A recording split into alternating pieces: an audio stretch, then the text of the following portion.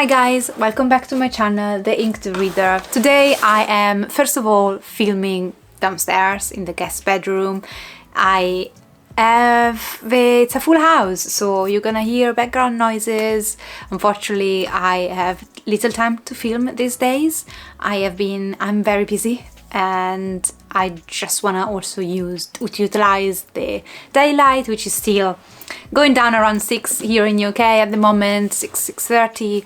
So I can film only after finish work, and it's just half an hour to an hour max before the sun goes down some days. So yeah, it's been a bit rough finding chances for me to film with my bookcase in the background, so I ended up going to the guest bedroom and that's where we are. But I did change my whole bookcase and I made it into my manga, graphic novels and a few special books, and I love it. I love it how it looks every time I pass by. I'm in love and I wanted to share it with you, so I'm gonna insert a video of a mini tour of the shelf at the end of this video to make it a bit more exciting. For people that are not interested in my highlights for winter season, you can skip to the end. I'm gonna put tabs in so you can just go to the tour of a new bookshelf, which I am obsessed with. The way I structure these, in the past I used to do what I watched recently, while nowadays I'm doing a bit of a highlight of a season, so every 3 months or so. And I discuss different activities and things I watched or read that I particularly enjoyed. So in terms of books, I don't have much to talk about in terms of highlights, but I have been doing this new thing during winter where now that I don't have a strict TBR, I'm still having a strict TBR in my mind, in a sense like, well, I want to finish as many books as I can, but I am a bit more laid back. I allowed myself to start 8 books at the same time. I tended to do 3 books at the same time and rotate through them, so I would read half an hour and half an hour, so an hour and a half I would read all the 3 books, maybe before bedtime or something like that. Nowadays I decided that if I want to start 8 books, 8 is the max I've done thus far, which I'm currently reading 8 books now that I'm filming these. It's a lot because most of the days I can't read 8 books. I can't dedicate half an hour to 8 books each, so I am reading very slowly because some days I can read 1 or 2 books max, maybe before bed. But the weekends I'm not in school, if I don't have anything to do. We had some very rainy weekends, so I would spend the day at home and I would take the morning and just read through the morning. So I would dedicate half an hour and read all 8 books I'm currently reading, and that was amazing. It was amazing in these weekends. For those who are new or don't know, I am currently studying to become a psychotherapist, and that's consuming all my resources, my mental resources. It's consuming my money and it's consuming my time more than anything else, because I also work full-time and I have a child and a family and a house, and so trying to keep up with everything has taken a toll. So I'm quite stressed, but I'm also quite privileged to be able to do what I'm doing, and I'm doing things I do generally love doing. So don't take this as me complaining about my life, but I am objectively a bit stretched in terms of time and all the things I want to do. Okay, so let's start with the books. The books, I must say, because I've not done again the March wrap up, I'm not gonna go in any I don't have much to say, but I do want to say that I did discover my love, or rediscover my love for Viking stories. I had been let down in the past by very popular books like The Shadow of the Gods by John Gwain. I disliked that book, or I found it very neutral and not appealing, and I went a bit of despair when it came down to Viking stories, because as someone who studied Norse mythology when I was in Italy, my first year of university, before I moved to England and changed university and subject, but I did study that quite a lot and I was in love with Norse mythology, loved the Viking, the TV show, so I had been on the lookout for a good Viking story for a while. And I was let down last year, and I didn't know many other popular ones that were out there. And then I came across this trilogy. Now this is a bit cheating because I'm currently reading book 2, so I can't testify to the wholesome of the whole series because I've not finished it completely, but I can say that thus far, the first book and a half, I'm a big fan. This is a trilogy that I discovered through The Broken Binding, which is a new subscription box I subscribed to in January. and the blend of historical fantasy, so looking at, you know, this Viking small village trying to survive the advance of Christianity, and, you know, of all the villages and the people around them converting to Christianity. So this bunch of characters you follow trying to resist this, combined with mythology, Norse mythology, that's real, the gods are real, giants are real, and the intricacies of the, you know, Norse mythology stories that she brings to light in this story, and the way she intertwines them with the story, her writing, the pace of the story is so compelling, jumping from one point of view to the other. Reminded me a bit of Game of Thrones, where you move around characters quite a lot.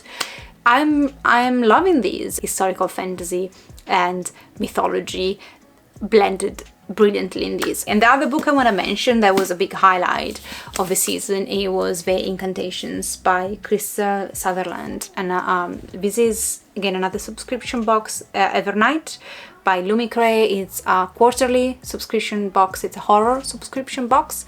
This just came out, they sent these in the box, and I have and again, to stay in the theme of rediscovering something that I knew I could love, I just never found the right medium or the right story to love it. It's a witchy story, a story about witches that it's actually about witches. These are not witches that are, you know, accused of witchcraft, but they're just, you know, regular women. This is not a story that only looks at the persecution of witches. It also takes a very dark, horrific spin. A lot of his magic has to do with hell, and there is full of demons. There is like an action scene toward the end that was scary, and picturing in my mind was like, oh, this is giving me the creeps, this is awesome. And it also was very empowering for women, and the way it was written was brilliant. So it was again like the combination of horror elements, witches, powerful women, all combined. And this is the story of these three women, and all of three of them have their own reasons to pursue this supernatural killer, this person who's killing witches, is killing young women and maiming them. And in this world, so it takes place in modern world, but the way it works is that only female can be witches and men do not have power. And so one of them is a curse writer, so an actual witch, and one of them, my favorite one, Jude, she made a deal with some devils in exchange for something, and now though the deal didn't work out as she hoped, and so she's rotting from the inside out, she's literally rotting. And then you have her, what was her name, Zara, her sister was one of the victims, so they all have their own reasons to come together for a series of events and pursue this killer. It's dark, it's, you know, you might want to look for trigger warnings or stuff like that, but I loved it, and I'm so happy that I finally found a book about witches that is indeed scary and full of witchcraft. Now, I didn't do much playing video games wise, just I had to choose between doing some reading or playing video games, just because life has not allowed me to have enough time during the day to read often. So at night it's when I can read, and if I play a video game I wouldn't read, and I found myself that after a while I would just miss reading so much. So I did shift, but also the nights that I'm not reading I am doing a lot of journaling. I found journaling very soothing, and I found, especially at the end of the day where my mind is buzzing of a million thoughts and a million things I need to do the next day, I just think like if I can draw or try to be creative in my diary, that's how I tune out, that's how I get distracted from all the rest, and I can really focus and relax. So I've been putting on movies, TV shows, or reality TV shows, and when I mean reality TV shows, the only one I watched that are idol competitions, like Korean stuff where they make new idols group. I love seeing people dance and sing, and so that's why I really generally love looking at, you know, watching talented people perform. And I've been doing a lot of journaling. I've been journaling and being creative, and that's how my life is. I am not now doing my journal for 2025 because I didn't have enough time to do my journal for 2024, and I did it very quickly, and I hate it. I don't like how it looks. So I knew that if I wanted to be creative and have time to really create a journal that I would be proud of, just to, you know, to to peruse through myself. I had to give myself a whole year to create what I wanted to, because that's how little time I have every day or every week to dedicate to it. So the next section of these sort of video highlights will have to be about things I watched, and I'm gonna just bring here things I really enjoyed. I used to do like what I watched and would go for everything I watched, but I don't think those videos were, they weren't doing very well in general, and they took a lot of time. So here I'm just gonna share with you things I would recommend you to watch. So instead with TV show, very briefly, I want to just say that I binge watched the first 5 seasons of Gilmore Girls, and I need to do a lot of admin stuff for my job and stuff like that. So at times I could, put in the background while I was doing admin. At times I would just, have dinner or whatever. Especially during Christmas time, I had a few days off, and so I watched a lot of that while I was eating and rearranging my shelves. I changed my shelves upstairs, which I do every December, so I watched a lot of Gilmore Girls doing that. I did stop at season 5 because I don't like what happens with Logan, basically, in the end, and so I just felt like I love Logan, and so that's why I was upset. And I just kind of eventually drift off, but I will continue on. Maybe next year when I do have to do the shelves again. Then I did finally watch season 3 of True Detective. I wanted to get ready for season 4, which I've yet to watch though. And season 3, a lot of people didn't love season 3, but I love True Detective. I love how it is quite true to its title. Every season you follow different detectives resolving a case. The first season thus far is the strongest, like hands down. True Detective season 1, in terms of the script, in terms of the characterization, brilliant. It's like top, like it's one of my favorite TV shows I've ever seen. True Crime season 1. Now the other seasons didn't live up to that hype, but they were still very good, and I loved Marshall Ali, is how it's called, the actor.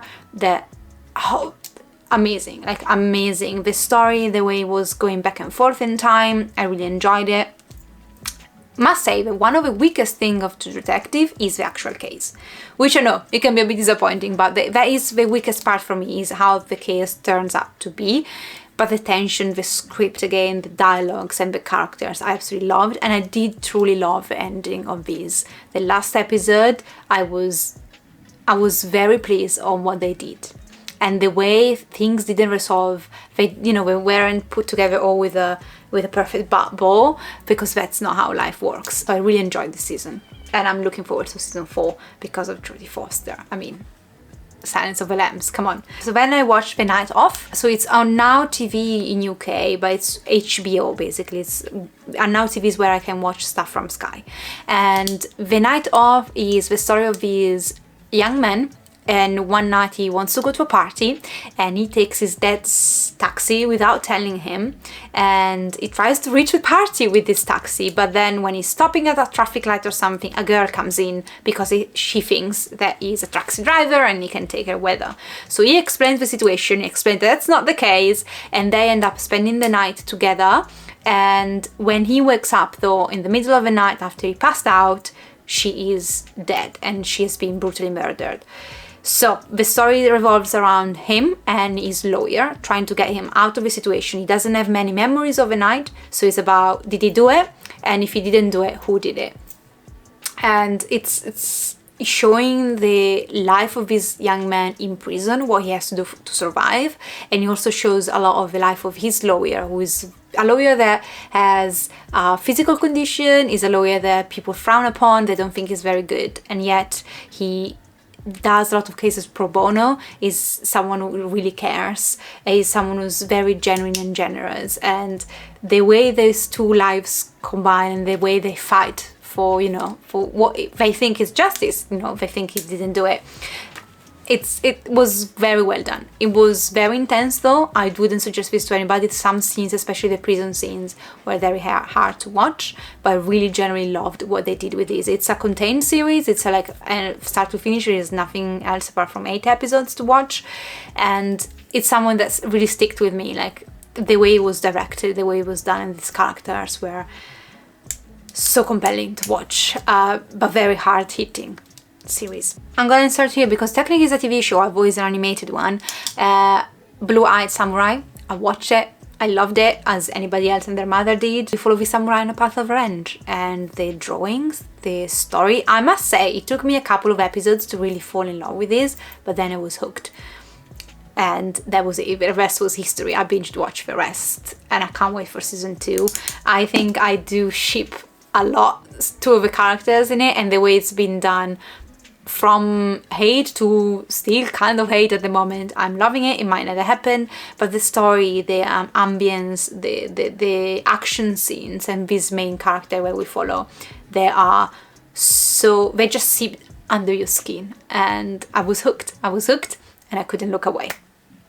And then another one that I really enjoyed, and I struggle with this because when it comes down to my favorite, like this one and the next one I'm gonna put first if you want, they are my favorite things, and it's very hard to decide between the two because they're very different. But I did watch the live animation of One Piece, and I was in love with it. I have been reading the manga this year and loving it. I did push myself to finish the East Blue saga because I wanted to watch the TV show, and I heard amazing things. And I think for, you know, how much technology nowadays can do something that is as close to the One Piece you see in the manga that you can, and the anime, which I did watch as a child, it's what they did. Like, I was in awe how they did manage to be very faithful to the story for how much they could, our whole episode, you know, we might be maybe 3 manga volumes but combining an episode, that it felt okay though. It didn't feel too rushed, and it felt like every plot had enough space for me, and I love the characters. Zoro is a feast for the eyes. But also I must say that Luffy is the perfect Luffy. Like, if I couldn't find someone who done Luffy better, perfect. And again, the warmth that comes from me watching One Piece and watching Luffy and his big heart, and the ability of, you know, pursuing a goal while valuing his friends above anything else, really came through, as it does in the manga. It came through in TV show. I was entertaining, it was fun, I don't have any complaints, and I can't wait for the next season. It blew my mind. Like, One Piece, I was honestly jumping on the chair at some point. So yeah, and the first thing, and if you want the thing that will fight One Piece for my favorite thing I watched this season, it has to be Chernobyl. This is not a new series. It's a series that, again, I was able to access through Now TV, so HBO series. And this is a serialized 8 episodes of what happened in Chernobyl. So you start the series at the night of, you know, the incident in Chernobyl and what happened later to some of the people that, you know, were the first responders, and to some of the scientists and people that worked then to kind of try and contain the damage, but also, you know, all the politics behind, and how, you know, people lost their lives because people didn't do their job, or they didn't want to, during the historical period that they were in, they didn't want to, you know, let other people know what was happening and all of that. From the brilliant acting to the way this was directed, I was in tears at times. I was also very fascinated because, yes, I knew generally what happened, but by no means I had all the depth of knowledge that I can say now I know exactly what happened. And it was just one of the best TV show I've seen in the last couple of years, and the way it was done, it's just heartbreaking. It's just a piece of history, and it's a piece of history that was represented and shown to me in the best way possible. Not an easy thing to watch, but it's such an important thing to watch.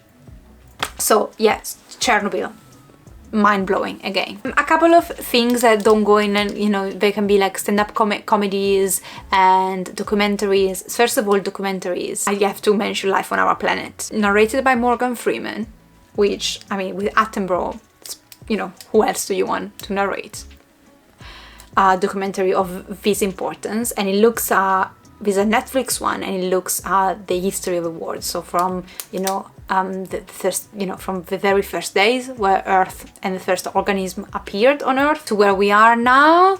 I think last episode you get to the humans. I don't remember the last episode, if you get to, you know, when the humans actually started to appear. But you do span a lot of time. First of all, the way it was again done, the graphic, the way they rebuilt, and the way they showed us Earth, the early days, and the pace it took, and also like the important messages. I really loved how the message of, nature takes eons to develop, and progress is very slow in nature.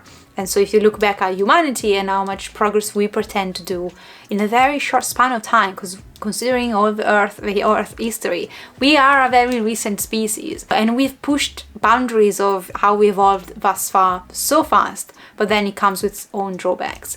And so I love just looking at the world being born and develop. And then a couple of stand-up comedies. I loved both. I did watch the last one by Kevin Hart. I will always watch Kevin Hart. It has me giggling from, start to finish. I adore Kevin Hart, and it's just the way he speaks, the way he moves, I'm really smiling. And the last one by Jake Whitehall. Loved this one. It's the best he has done thus far. There is a point he's explaining about like a trip in the safari. I had tears in my eyes for how much I loved, and I laughed watching this. So definitely suggested those two. Movies. Fracture. This is a oldish movie with Ryan Gosling and Anthony Hopkins, and you follow this, I believe is a lawyer. You follow this lawyer trying to solve this case of this man who is accused of killing his wife. The way he has done it, though, it's very clever. And the question is, he's caught red-handed. From the start that Anthony Hopkins, who plays the bad guy, the husband, has killed his wife.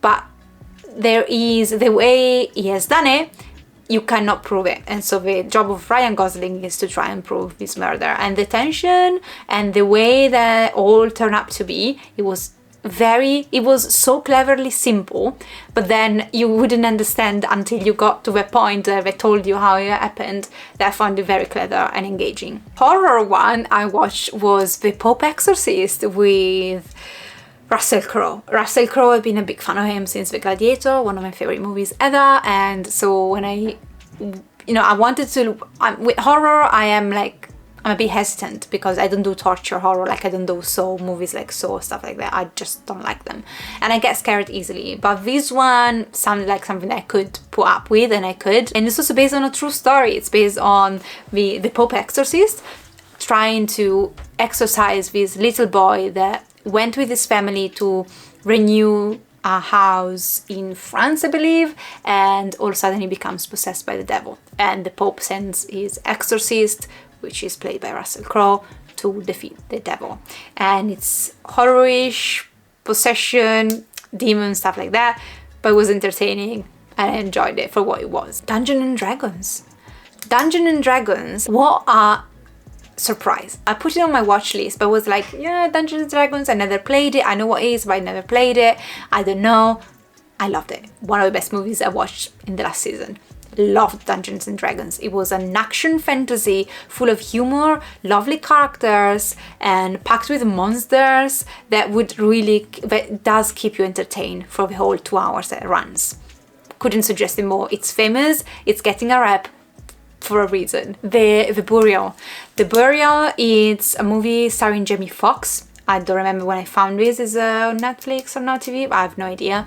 The Burial is the story again of a lawyer that's trying to help this man who is the owner of funeral homes, and he has a few of them. He's got like a company of funeral homes, and now because of debts, someone is trying to buy the funeral homes with a very bad deal, and Jamie Foxx, who's this lawyer who has never lost a case, and he doesn't do these kind of litigation cases, they convince him to jump on the case. And it's all the story of digging deeper into the story of the people that have done this shady deal. Who are they? What are they doing to the local community? And it's just very inspiring stories, and I don't know if it's a true story or not. I'm not sure, but it was, again, if you like this kind of lawyer movies, which I particularly am a big fan of, with very good acting and it's structured in a way that it's always entertaining, because sometimes when, you know, you spend a lot of a movie in court, some people find it boring. I never felt this was boring. I felt it was always engaging, and again, raising such, like, it was a true story. It was a true story. Now that I think about the themes and what, you know, they discovered about this company that was trying to buy this smaller company, and all the shady things happening, it was definitely a true story. So again, watching movies like these also teach me things of history or things of other parts of the world which I would never have known if I'd not reached out for a movie like this. The Outfit is now on Netflix, I believe, but it was on Now TV until a short while ago. The Outfit it takes place in the 50s, I believe, after World War II, and you follow this tailor. It's not a tailor, it has another name, but it's basically a tailor. He has this shop, and part of his shop is covering for the local mafia. Like, he is doing dresses, suits for them, but also like local mafia men come in and they have like a communication system ongoing in the back of the shop. And all of a sudden he becomes, one night something big happened in the local underground world, and he becomes the tailor. His shop becomes involved in all of these, in sheltering some of his members of the mafia that are up to something. And the whole thing, it's again, it's a thriller, it's a psychological thriller a bit, but the way things turn out to be, it's cleverly easy. It's done in a way that you don't see it coming until it happens, but when it does happen, it makes all sense. And it remains entertaining with good dialogues and good acting throughout the thing. So again, The Outfit, I would definitely suggest The Outfit. If you like the mafia movie, this is a good one. Another thriller I really like, I like thrillers, as you can see, To Catch a Killer. This is with Shailene Woodley, and I think she directed, or she had a big part in the production of this movie. And you follow this FBI agent. I think initially she's just normal police, like New York police, and there is a mass shooting. There is a sniper on the loose, so it's killing random people, and she has to team up with some of the FBI members to try and solve this case. This one, it didn't receive very positive reviews, and I believe the case is not the strongest, but the way it was directed, it was hunting. Like, I felt the atmosphere very heavy, very tense, and I think a story like this, that's the atmosphere you want. So the way it was produced overall, I think it was very effective in communicating all of those negative sensations. I felt breathless watching this movie. So I would still suggest it as a good thriller, in my opinion. And, you know, I really like her as an actress, so that's a plus. The opposite side, a very cozy, heartwarming movie that I watched with my daughter, is Sing 2. It was brilliant, Sing 2. She was obsessed with it, and I was obsessed with it too. I found it so entertaining. It was just such a good time watching it together, the songs, the way it was produced, and I really hope they make a third one. And then last but not least, the last movie I want to mention is Poor Things. This received all the buzz, and it's a big cast that performed so well. Like, I was in awe of the performances, but I also loved the concept of it. The concept of, I don't wanna spoil it. So for me, it's difficult to speak about it, but let me see. Okay, the idea behind the character, the main protagonist, the thing that they do to her, and this experiment that's done to her, I found it brilliant. And the way it was done, the first part being without colors and then become colorful, with the development, and I'm just leaving it at that. I found it was so clever. And it was gross to watch. I was eating takeaway, and we just said maybe we have to wait. So initially it was a bit of an adjustment of how gross it was, but it's the kind of movie I particularly enjoy watching. The message behind it, if you want, it was in a unique way. It's not the first time I see a message about learning about how the world works and how it can be heart-wrenching. but the way it was done, it's so picturesque, so unique. So really I loved this, and the performance. It takes out of courage for someone to accept to do such a role, to be so exposed and vulnerable in a role like she was. So brilliant. And the last thing I want to mention in terms of watching stuff is true crime, American Nightmare. I saw someone recommended this on Instagram and I immediately went and checked it out because, I mean, I am a big true crime fan, and this is a limited series and you follow this girl who gets kidnapped from her boyfriend's house one night at gunpoint. I believe it was gunpoint. She's kidnapped for 3 days, and everybody believes that the boyfriend did it, that the boyfriend had something to do with it. But then she turns up 3 days after, she walks home and everybody calls her Gone Girl. Everybody thinks that she has made up the whole ordeal, and things take a twist after that. I found the case very fascinating because on one side you have to stomach the how incompetent the police and the prejudices that caused so much harm, but on the other side you have policemen, women, especially police women in this case, that really went to the extra length to just say there is something more here, and they did their job way and beyond good. And so there is that conundrum of, you know, having people doing the same job, some doing a very shitty job at it and some being brilliant at it, and seeing the differences to lives that makes being bad or good at what you do. So I really appreciated watching that. It's not something you can love because it's intrinsically evil.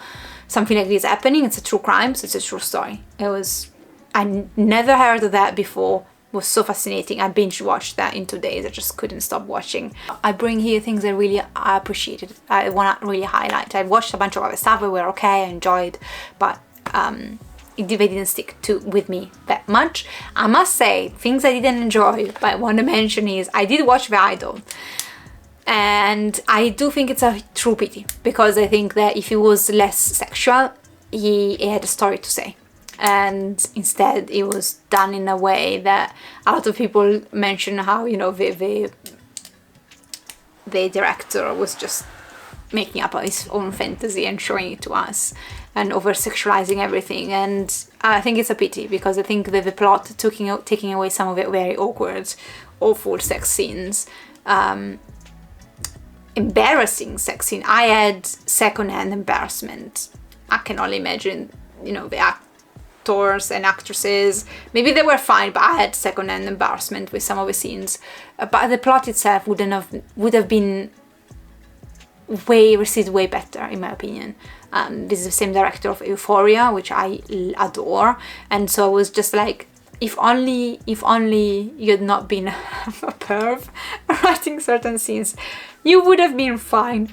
But it's just my impression of it. And that's it, guys. The light is going down. I do have an essay to write. It's not gonna write it itself. Let me know if you watched anything of things I've mentioned, if you have any recommendations of movies or true crime that, you know, you think I might enjoy. I would love to hear from you. I would love to have a discussion with you what you've loved during winter, or, you know, any of the hobbies you picked up. In the comments, if you're new, consider subscribing and click the button down below. I'll see you next time. Take care of yourself. Ciao! Okay, people, so this is gonna be a short and sweet tour, but this is a new shelf and what it looks like. I'm gonna try and also show you in the end from far how it all looks. I'm gonna step closer so I can show you the close-up of each shelf. So first of all, we have the top. I'm currently reading the second book in this trilogy, and it's gonna make Yggdrasil, like it's gonna be 3 books that make Yggdrasil, and it's gonna look awesome. For now, that's the only thing I'm gonna put on top. However, I do want to utilize as much space as I can, so in all likelihood I'm gonna put more books in the future on top there. But here I've mostly put my comics and graphic novels, manga and graphic novels. However, I do want to also display some of the special editions I have, and this is a way for me to do so, to add them in. So they are the only exception, the only books that are going to be present on this bookshelf are the ones that are special editions, so they have special pages. Then we move here where I got my lock and key and my current 4 volumes I have thus far of Hellboy, and I need to purchase the other 4 that are out in the library editions. And I love this shelf. I like that this shelf is very dark, and mostly the spines of my comics are either dark brown or black or dark blue, and it really gives an elegant atmosphere to the whole, and I really love it. If we move here, we have my Full Metal Alchemist, which are one of the most colorful things I have here. And initially I didn't want to put them here, so I might eventually change them. They might not stay there forever, but at the moment they just fit in perfectly in with me being able to also put Jack Skeleton there and my Funko Pop. So for now they're there, but we will see. You know that, but you'll see, you know, I like to change things around now and then. And then if we just go down a bit, here is mostly my graphic novels, the ones that I don't have special editions for, apart from Preacher, which I need to buy book 1. So those are special edition in the sense there are 2 normal volumes in each, but again, they're not very special editions. A bit closer, I have Stand by Stephen King, but I need to purchase a couple more volumes that are either so expensive that it's not doable, or they are simply not available. I have Sandman, I have Monstrous, Lady Mechanica, so a few of my beloved series in here. Yeah, and then here we have the special editions of Mortal Instrument, and yeah, I just love the pages of these. Eventually we're gonna come out with the next 3, and so it's gonna look like the whole cast of characters. Mortal Instrument is a series I used to love as a teenager. I don't love it anymore necessarily, but I just love the spine so much. And it's also like a tribute, if you want, purchasing special editions to a series that I did used to love. Particularly, would I ever read it nowadays and love it? Probably not as much as I used to. Stepping a bit back, and so this is a very small shelf, and here I just put some of my graphic novels, standalone graphic novels. Most of them are horror. One is a retelling of Frankenstein, and then we have Snowglass Apples. Is it Apples? Yes, and The Sister Who Ate Her Brother, which is a collection of short stories which is optimal for Halloween time. Illustrated Tales of Mystery and Madness, so these are tales by Edgar Allan Poe that are illustrated, and Lip Hook, which is another horror graphic novel, which I love. I might do like a standalone graphic novels video at one point. Down now of one shelf, and here I have my other standalone graphic novels. Most of fantasy, or again horror, or like a combo of both. Through the Woods is one of my first graphic novels, horror graphic novels I picked up ever, and I just cherish it so much. Here, this used to be like a live terrarium. It's dead, and I like how it looks there, but I might put like fake plants inside because nothing is gonna thrive in such a low light. On this side we have my collection, completed collection of Fables. These are special editions, are stunning. I believe I showcased those in my favorite graphic novel series video. I'll link it down below. So I did show all these spines and the covers properly and some of the art. And on top of here we have from Lord of the Rings. I don't remember the name, of course, because you know, names they are quite difficult for me, but it's from Lord of the Rings, and it's one of my favorite Funko Pops ever. I adore him. It's, you know, it's a Ghost King, and yeah, look stunning. This is a completed series. This shelf is very likely gonna stay the same for a very long time. And then finally in the last shelves, which are one shelf, but I kind of pretend there are 2 because there is this kind of thing in between. So we have my Game of Thrones shelf. I do want to purchase the other special editions of a Game of Thrones. I love those and I want to read it again and again. Game of Thrones is my favorite book ever. It's my favorite fantasy ever, and I was obsessed with it. So I do have copies in Italian, back in Italy, my mom's house, and now I want to have special editions here. I got also the first book, Game of Thrones, in the graphic novel format, which I've not read yet, so I don't know, I might eventually read that. Here we have my completed collection of Berserk. Completed, I mean the deluxe editions that are out that contain only Miura's part of a story. Now Miura is the creator of Berserk. Now the story has gone on, so there are new volumes or chapters that are coming out, issues, whether you're gonna call them, I'm not sure. But I don't know what I'm gonna do with them. I don't know if they're gonna ever come out in these special editions. In a sense, I don't have space for any more of those. So I'm happy for now for my completed collection of Miura's work thus far. And yeah, it's Berserk, it's perfect. I have a hand that was gifted to me, I'll show you. I wanted to put these in. This is the hand that my lovely friend gifted to me for my birthday. But it didn't fit there, so unfortunately I had to find another space, so now it's in my other shelf at the moment. And also I wanted to kind of hang these. I love these so much. I don't remember where I purchased these, but I am still to do so. I might change it from up rather than putting Catwoman. I might put these instead. So unfortunately I am against the wall, so I can't go past these to show you properly how it all looks like. Maybe like a tiny bit. But I might insert a picture instead, just to show you what it looks like. I love it, personally I love it. It's exactly what I was looking for. Elegant, full of space, and also it's quite open spaces, so I can put other objects, Funko Pops, random chalice that I found, pots, plants, weather. And yeah guys, go well, and I'll see you next time.